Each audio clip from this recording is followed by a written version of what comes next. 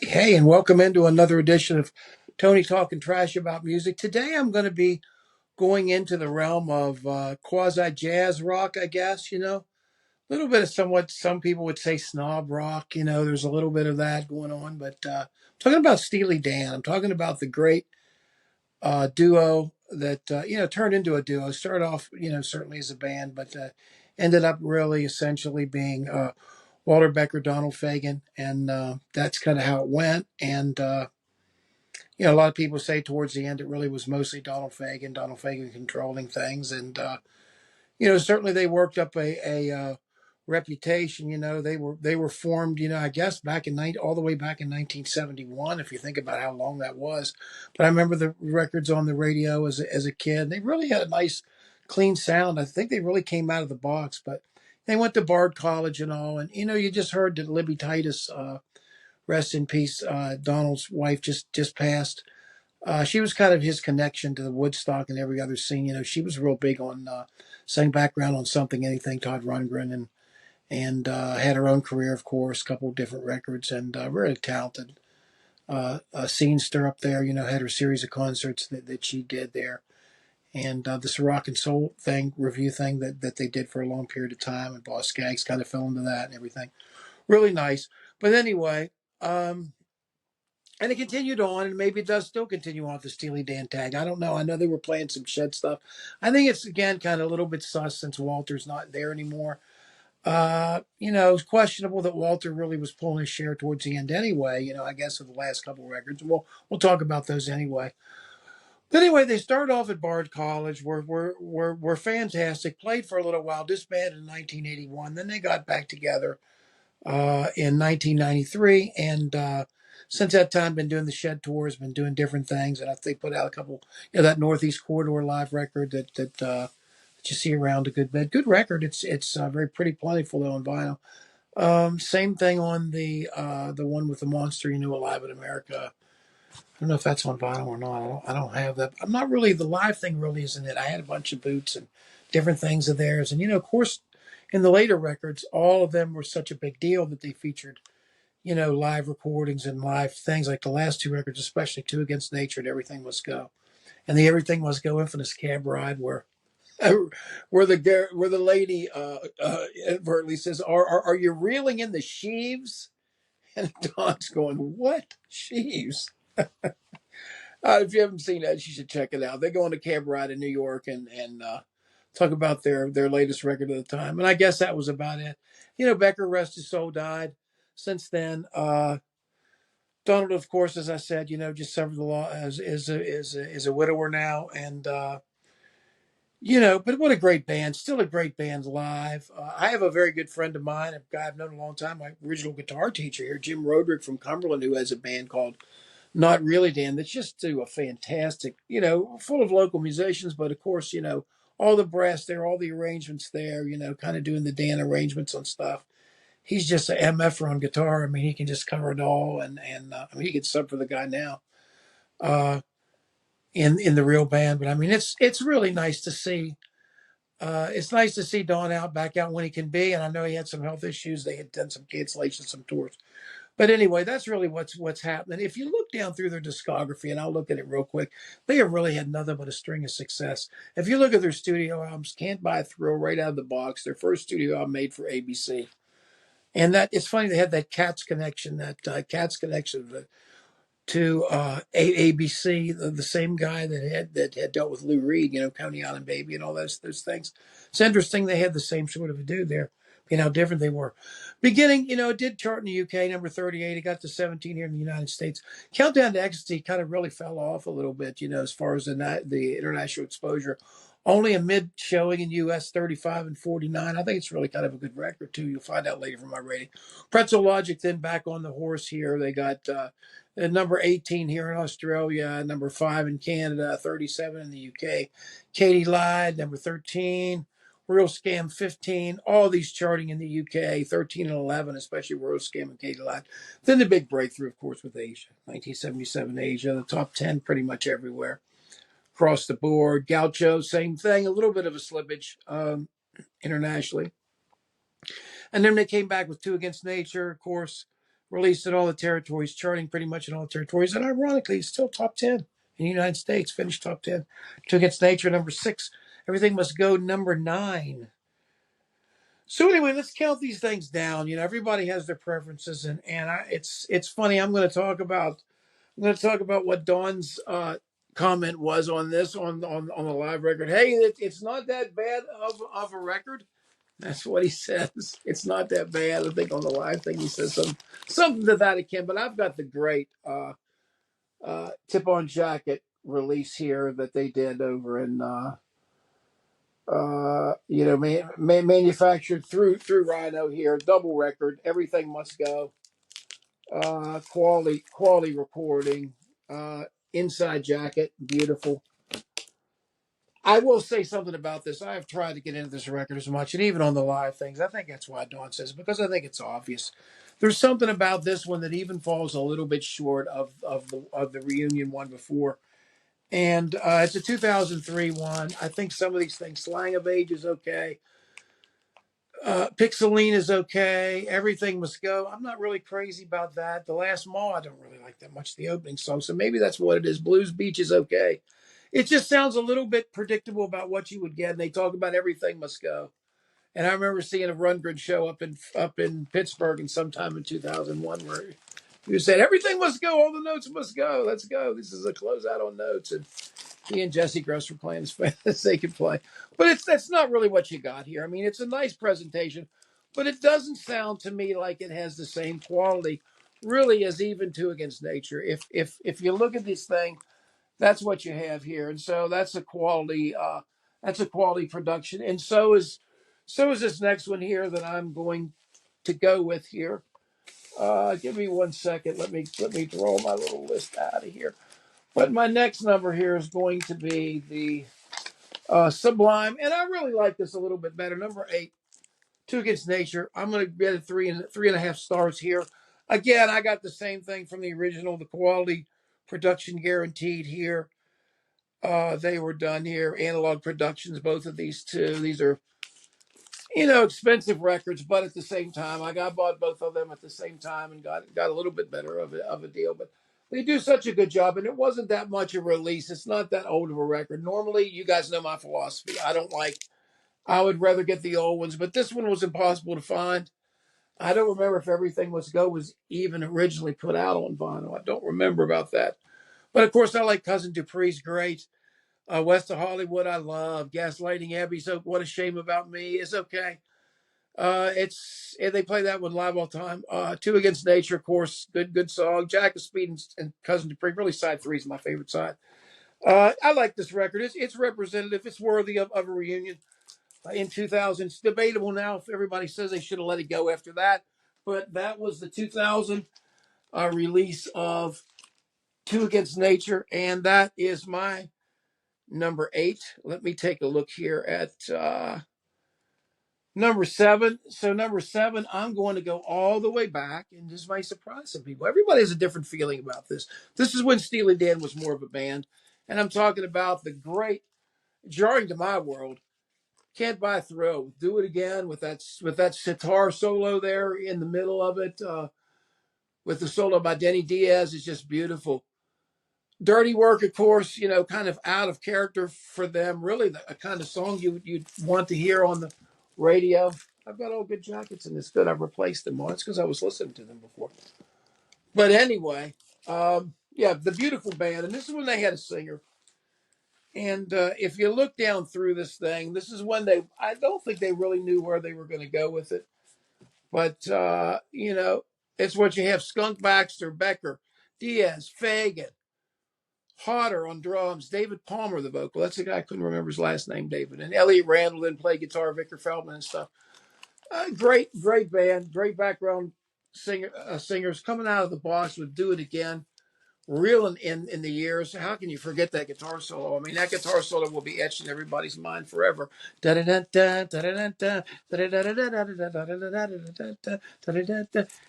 learned that. That's so nice. I mean, if you can learn it, it's kind of advanced. It's kind of hard to do, but once you get the hang of it and you get the key, you can figure out that riff. Let's go on down to the next one, and I'm going to go just up one more year, 1973.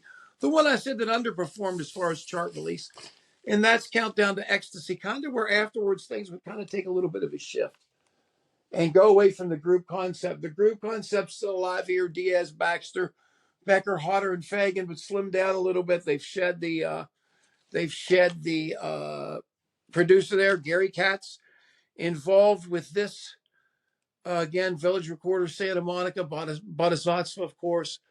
Your Gold Teeth, I love. My Old School, I love. Showbiz Kids, King of the World. So this is where stuff really gets good. What am I going to say? Something has to go down there, and that's number 6. That's my number 6, and that is Countdown to Ecstasy. Fantastic record. From here on out, dude, I'm telling you, you can't beat them. Let's get down now to one that will probably surprise you. And I rate this because I've never really liked the maudlin pace of it. I've tried to get into it. There's a little bit too much now of the Fleetwood Mac Tusk coming into play, and too long in the studio to monkey with every track. Stories of doing drum tracks, 75 different tracks, and making the little minute thing in the 14th measure, whether or not he hit the extra offbeat 16th note with enough. It just gets to be too much sometimes. And I think even they admitted on this one, it's where it happened. I'm talking about Gaucho, 1980s Gaucho. Really, the longest time before that period of time, they'd been pretty much an album per year. And to think of the quality of Asia falling along that schedule as well, but it did. This one, Hey 19, Babylon Sisters. I just never been that so, taken with that little. I just, glamour profession. Okay, I got it. Hey 19, you can tell what's going on. Time Out of Mind, my rival, Third World Man. I just think the second side is really where the pavement hits the road. I think you either like or love this record on your feeling of the second side. The first side's pretty solid. I'll give it that. I don't think it's all what everybody says. I certainly wouldn't pick either Hey 19 or Babylon Sisters at the top of my Steely Dan list. A lot of people would. A lot of people think this is the pinnacle. It is immaculate tracks. The tracks are perfect. But to me, there's a certain, I don't know, certain tone to them all. And I don't think it's imagined, really. I think you can hear somewhat of a not a cocaine soak, but kind of a certain ennui to these songs. They're kind of done in a longing manner, and that's okay if that's what you like. Now we get into the really, really, really good stuff here. The top 4, these top 4, man, are to me are where it is, and I'm going to start with the next one after Ecstasy. I did one every year, 72, 73. This was released in February of 1974, keeping on schedule. The fantastic Pretzel Logic.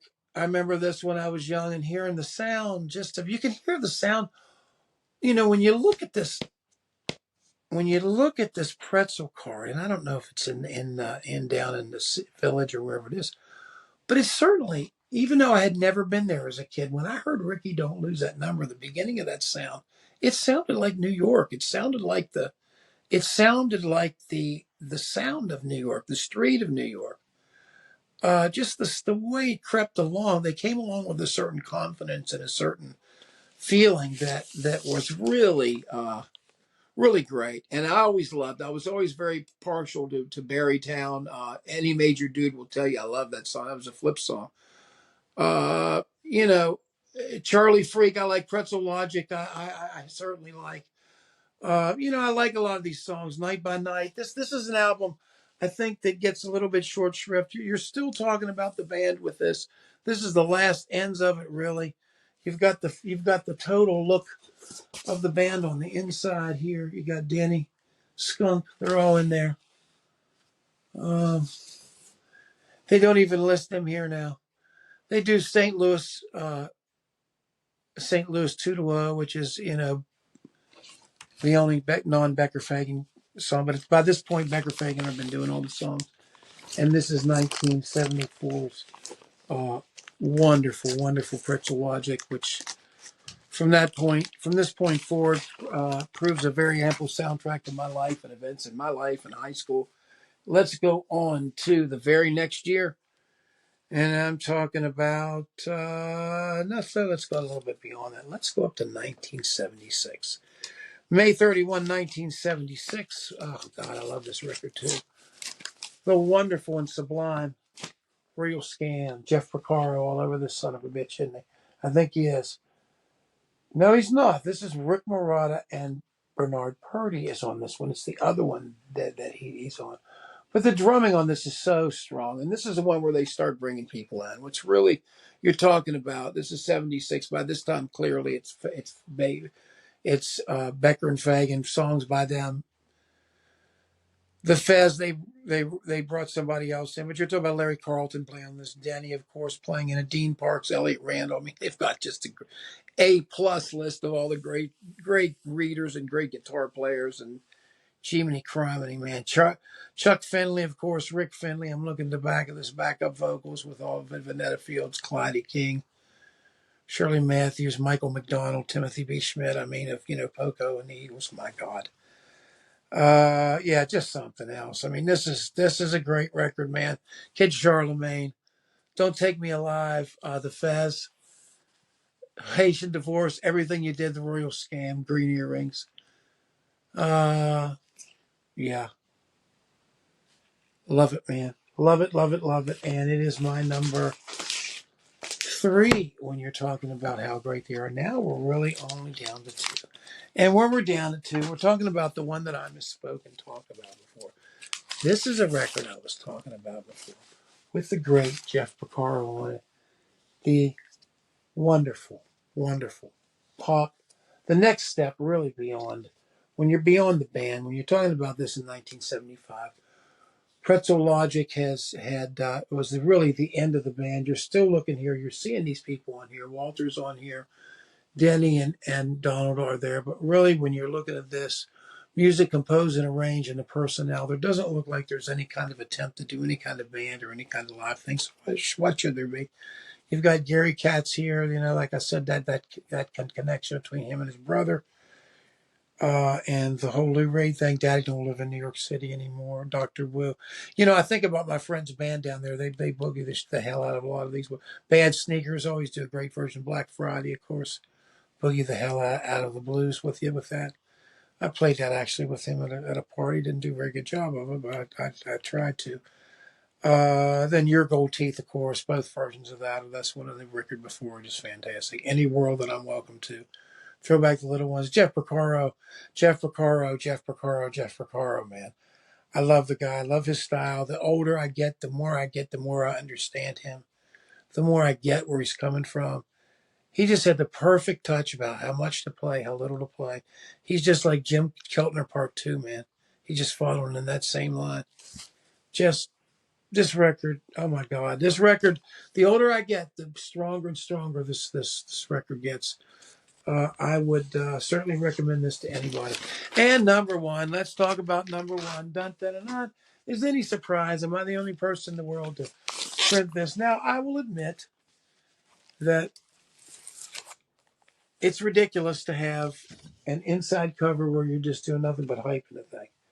Just play the thing instead. Put the lyrics in there or something. But yeah, I think the lyrics came in the long sheet. But this, of course, I remember, living out where I lived out in the airport in Kaiser. And I remember Mike Redman across the street to Liebig's house was playing this outside, in the summertime in 1977. It